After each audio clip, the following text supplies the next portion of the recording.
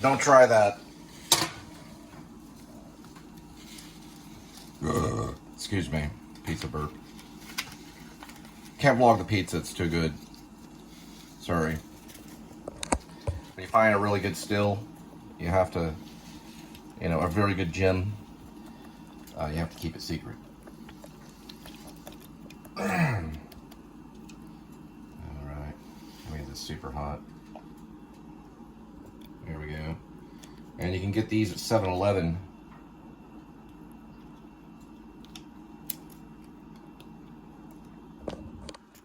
So what you do is you go like this, and it's like, you know, you build your dancer legs.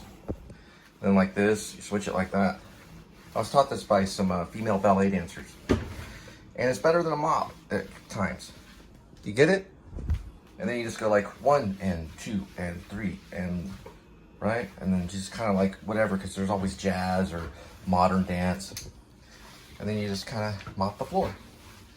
Just like that. And it's fun. It brings the fun entertainment aspect of mopping the floor. Now you try it just for a little bit. Just with your foot. Come on, so it won't bite you. Now put your foot down like right here. Okay, that's fine. All right, and that'll work your legs, and there you go. You don't have to like really lean into it. See, what you want to do is balance on your back heel. There you go. So that way you're using leg muscle. Very good. Okay, now you got it. And then try to think grace when you do it, like gracefulness. Like look, whoosh, whoosh, whoosh, whoosh, whoosh. And you want to kind of like bring the into the ground and bring the pressure down on the ground. So you're switching like that. Here, try it now. So that your gravity is on your heel, okay, as well as very good. Can you get out of my way? Oh, sorry about that. You don't have to be that aggressive. There you go. Very good, Linda. Very good. All right, we're gonna cut here. It's pretty good. You're getting the hang of it. The idea is to bring the gravity to the heel. All right, go in circles, So that, wax on, wax on. no, that the gravity is on your heel, meaning you're pulling down onto the heel, so the heel is stable, so that the pressure goes to the heel, and then you work at the foot. Okay, so it's pressure on the heel, and you work the foot. There we go. I assure you, there's no French in it, and you just start speaking French. What'd you say? Je vais accoucher avec mon mari. And what does that mean? I'm going to bed with my husband. Oh. I could have sworn I said French. American Splendor, 2003, full movie. We're still watching it. Then she comes in here and starts speaking French.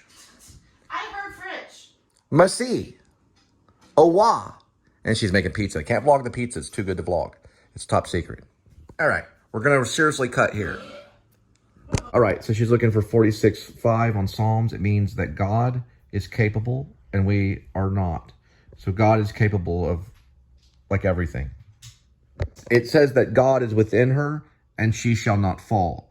And it's stating also in a feminine way, but it also means the world as well. And it's the same in Proverbs too. Proverbs will use her or she, and sometimes it means life. So God is with her and she shall not fall. You can also use it in the fact that it could be talking about a lady as well, or all women, for example. So it does the same thing in Proverbs and sometimes Psalms. And Psalms is supposed to be written by David. He wrote that while he was running, I believe, from Saul, or maybe it's in Samuel 1 and Samuel 2 that David was running. He was basically he was on the run and writing Psalms in like caves and stuff like that, or in remote places, because he was not able to build the temple. That was later built by Solomon, which is his son. So, but he was king. So David was king of Israel, but he had to be kind of like on the go. He was kind of a king on the go. And he would write these basically like songs to the Lord. And Psalms 46:5 says that God is within her and she shall not fall. Also, for all the theological nuts, it actually officially says God is in the midst of her, which can be translated that God is within her, which also can mean that God is the one that's capable, not you. God is capable. But it does say God is in the midst of her. She shall not fall. It also says that God is in the midst of her. She shall not be moved. And it's still meaning the same meaning of that God is capable. Also, the second part of it says, God shall help her and the right early. So that's Psalms 46:5. God is in the midst of her. She shall not be moved. So once again, we're dealing with the pizza. It says, God is in the midst of her. She shall not be moved. And that is in Psalms 46:5. And then there's a second part of that too. And the second part of 46:5 in Psalm says, God shall help her. You got the H right. God shall help her and the right early. So the second part of Psalms 46:5 says that God shall help her and that right early. So Psalms 46:5 is important because it also states that our plans shall not fail. And it probably connects to Jeremiah. For I know the plans I have for you, plans to give you hope and a future. Very similar to Jeremiah 29:11, which was given to me by Linda.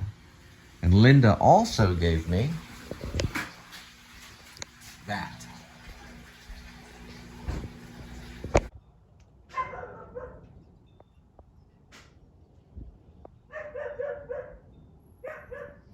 All right, guys, everybody's trapped inside. It's snowing, so get a copy of The Shining with Jack Nicholson. It's also a Stanley Kubrick masterpiece.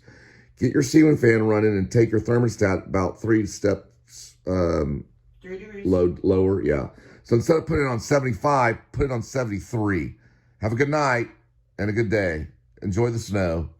All right, guys, to stay cozy, take a towel, roll it up, throw it at the door, at the bottom of the door, like that. And it'll keep the cold air and moisture out. But you want to line it, as much as you can. So just take a towel and put it, at the base of the door. So you can just take a regular towel. You got some weights or something like that, and put them at the bottom of the door if you don't have stripping. I also use packing tape. It actually works really well. That's packing tape right there. And the packing tape will keep some of the heat in. You don't even want to know what I used to do in Maine. I used to take a blanket, and I would put the blanket all the way over the door and nail it through here at night. Maine's like negative 20 degrees. We're only dealing with puppy style cold is what I'm calling it. I'm just making that up. Meaning they think that cold compared to the north, but it is cold though. It's 16 degrees outside. But just put some towel at the bottom. And I had them do some weather stripping right here.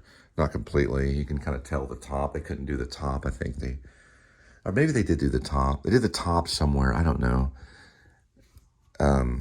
But that's a good idea, like a little towel.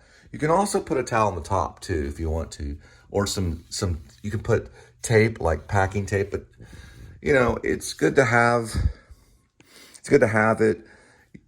You don't want to get too. You don't want to get too NASA. But that's an idea. All right. Also on this door, there's already weather stripping at the top on there, but I can put some stuff at the bottom here.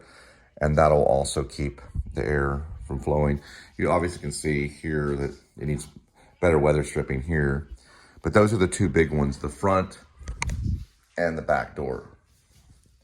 You doing okay, sweetie? I'm great, thank you. How's Kitty? He's good. Okay, good. All right, so the third step on conserving energy during the cold time or the extreme weather of cold or the snowstorm. Where'd he come from? He's a cat. Is don't run the dishwasher. Maybe hold off on the microwave or just use it randomly. And try to hold off on this too. So eat dry foods like bananas, or if you have dried meat, here's an avocado. Let your water run. Oh yeah, and then also we want to let a little drippage. Open up the cabinets. Why would you open up the cabinets? It's to warm up the pipes. I didn't know that. So you open them up? Well, don't bother him. All right. You can open it a not little that bit. bad. Yeah.